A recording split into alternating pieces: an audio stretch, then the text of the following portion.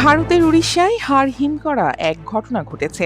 রাজ্যের কেওঝর জেলায় এক ব্যক্তি তার মৃত বোনের ব্যাংক অ্যাকাউন্ট থেকে টাকা তুলতে বোনের কঙ্কাল নিয়েই ব্যাংকে হাজির হয়েছেন। ২৬ এপ্রিল চাঞ্চল্যকর এই ঘটনা ঘটে বলে জানিয়েছে পুলিশ।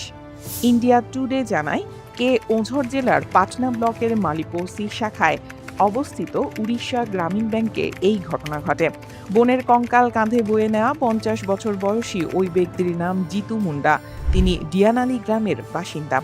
ভারতীয় সংবাদ মাধ্যমগুলো বলছে, অসুস্থতাজনিত কারণে ২ মাস আগে মারা যান জিতুর ৫৬ বছর বয়সী বোন কালরা মুন্ডা। তারপর বেশ কিছুদিন ধরেই জিতু প্রয়াত বোনের ব্যাংক অ্যাকাউন্টে জমা হওয়া ২০,০০০ রুপি তুলতে চাইছিলেন। গবাদি পশু বিক্রি করে ওই অর্থ উপার্জন করেছিলেন কালরা। অন্য কোনো আইনগত উত্তরাধিকারী না থাকায় কয়েকদিন আগে জিতু মুন্ডা ব্যাংকে গিয়ে বোনের ওই টাকা তুলতে চান। তবে ব্যাংক কর্মকর্তারা তাকে বলেন, টাকা তুলতে হলে যার অ্যাকাউন্ট তাকেই ব্যাংকে হাজির হতে হবে। অনেক চেষ্টা চরিত্রের পরও টাকা তুলতে না পারায় শেষমেশ বোনের কবর থেকে কঙ্কাল তুলে সেটি কাঁধে নিয়ে ব্যাংকে হাজির হন জিতু।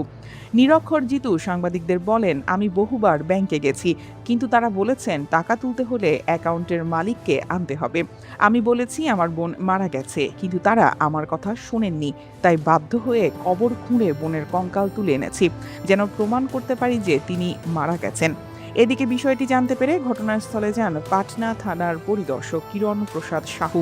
তিনি বলেন, জিতু একজন নিরক্ষর আদিবাসী মানুষ। তিনি নমিনি কি তা বোঝেন না। ব্যাংক কর্মকর্তারাও তাকে সঠিকভাবে প্রক্রিয়াটি বোঝাতে ব্যর্থ হয়েছেন। এদিকে এই ঘটনায় পুরো ভারত জুড়ে তুল কালাম লেগেছে। আমলাতান্ত্রিক প্রশাসনের অমানবিক কাঠামোর সমালোচনায় মুখর হয়ে উঠেছে সর্বমহলের মানুষ। চাঞ্চল্যকর এই ঘটনার পর পুলিশ জিতু মুন্ডাকে আশ্বস্ত করেছে যে তার মৃত বোনের অ্যাকাউন্ট থেকে টাকা তোলার বিষয়ে তারা সহযোগিতা করবে। পরে পুলিশের উপস্থিতিতে কঙ্কালটি আবার দাফন করা হয়। ব্যাংক সূত্র জানিয়েছে, কালরা মুন্ডার অ্যাকাউন্টে যিনি নমিনি ছিলেন তিনিও মারা গেছেন।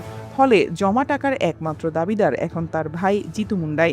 স্থানীয় প্রশাসন ব্যাংক কর্মকর্তাদের নির্দেশ দিয়েছে, নিয়ম অনুযায়ী একমাত্র দাবিদার জিতু মুন্ডাকে যেন দ্রুত সময়ের মধ্যে টাকা দেওয়ার ব্যবস্থা করা হয়।